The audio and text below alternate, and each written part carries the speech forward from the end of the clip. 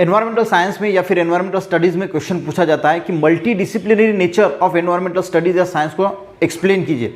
अब सबसे पहले आपको समझना होगा कि ये मल्टी डिसिप्लिनरी नेचर क्या होता है। मल्टी डिसिप्लिनरी यानी डिसिप्लिनरी का मीनिंग होता है अलग अलग प्रकार की फील्ड्स यानी मेनी फील्ड्स।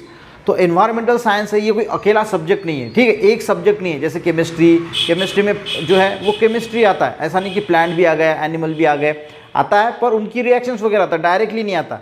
फिजिक्स में जो है वो कुछ एनर्जी के लॉज होते हैं, वो सारी चीज़ें आती है। पर एनवायरमेंट की बात करें तो कोई अकेला सब्जेक्ट नहीं, इसमें बायोलॉजी भी आती है। देखिए अगर हम बात करें तो इसमें लिखना क्या है कि environment is not a single subject, ये कोई एक सिंगल सब्जेक्ट नहीं है, related to many discipline that is many field से रिलेटेड है।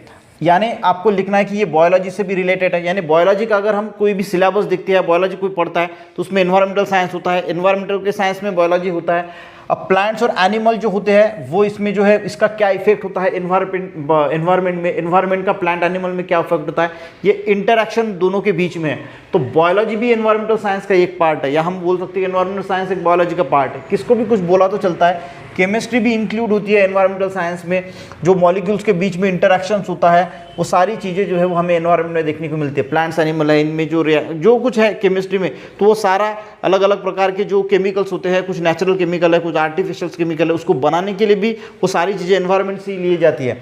फिजिक्स भी एनवायरमेंट साइंस में इंक्लूड है, यानी एनर्जी इन द मटेरियल में जो एनर्जी है उसका इस्तेमाल जो है वो एनवायरमेंटल साइंस, जो एनर्जी है, देखिए लाइट एनर्जी है, सन एनर्जी है, उसकी वजह से फोटोसिंथेसिस होता है। तो ये सारी चीज़ें रिलेटेड है, यानी फिजिक्स भी एनवायरमेंटल साइंस में रिलेटेड होता है। ज्योग्राफी यानी जो ज्योग्राफी है, अलग अलग प्रकार के विंड्स है, वो भी विंड्स आती है जाती है, माउंटेन्स है, हिल है, रिवर है, ये सारी चीज़ें किस में इंक्लूड होती है एनवायरमेंट। तो बताने का मकसद क्या है कि मल्टी डिसिप्लिनरी नेचर क्या है कि एनवायरमेंटल साइंस कोई एक अकेला सब्जेक्ट नहीं है, उसमें सारे सब्जेक्ट जो है वो इंक्लूड है और इसीलिए इसको मल्टी डिसिप्लिनरी नेचर बोला जाता है। मैथ्स भी होता है, जो एनालिसिस है एनवायरमेंटल का डाटा, एनवायरमेंट का जो डाटा एनालिसिस करना है तो हमें मैथ्स की ज़रूरत पड़ती है, स्टैटिस्टिक की ज़रूरत पड़ती है। ओवर पॉपुलेशन हो रहा है तो इसका इंपैक्ट एनवायरमेंट पे गिर रहा है, प्लांट्स कटिंग हो रही है तो ये भी एनवायरमेंट में आता है। रिसोर्सेज को कैसे मैनेज करना है, रिसोर्सेज यानी ऐसी कोई भी चीज़ जो हमारे लिए इंपॉर्टेंस है, हम उसका यूज़ कर रहे हैं, मिनरल है, पेट्रोल है, ऑयल है, गैस है, वुड है, वाटर है, तो ये किस में आएगा,